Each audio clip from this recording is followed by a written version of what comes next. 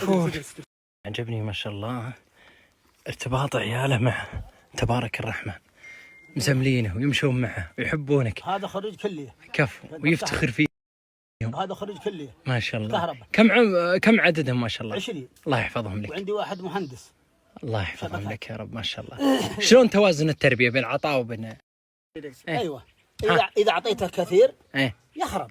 حلو. واذا اعطيته ما اعطيته شيء يحقد عليك. يا سلام. فالافضل انك توازن. وسط. اي لا تخليه يلعب ولا انه ولا تحرمه. ولا تحرمه يتعب. وسط يكون يطلع رجال. ما شاء الله. ما شاء الله ما شاء الله. رجال يحترم الفلوس ويحترم نفسه ويحترم يقتصد وكل شيء. نعم التربية. شفت له كلهم عيالهم ما شاء الله. واللي ما يقتصد راح فيها. بس شوف ما شاء الله، بس شوف اجتماعهم عليك وحابينك ومقدرين. تزوجونهم ما في ولا شوف زوجهم هم عندي باقي، والان الحمد لله في اعمالهم يعني كل عنده 4500 تكفيهم. ما شاء الله. المقتنع اذا اقتنعت بالقليل يجيك الكثير. السلام. لكن اذا تشوف واحد عنده مليون ابغى زيه، لا ما عندي. الله سبحانه وتعالى قال نحن قسمنا بينهم معيشتهم. الله.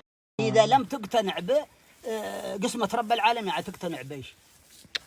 بعض الواحد عنده 5000 4000 يروح يطلع 200,000 دين على ظهره. كلام عظيم. ليش يا اخي؟ انا ما عندي خلاص 4 كفايه اعطاني الله. نحن قسمنا بينهم معيشتهم. الله. كيف ما تقتنع بقسمة ربي؟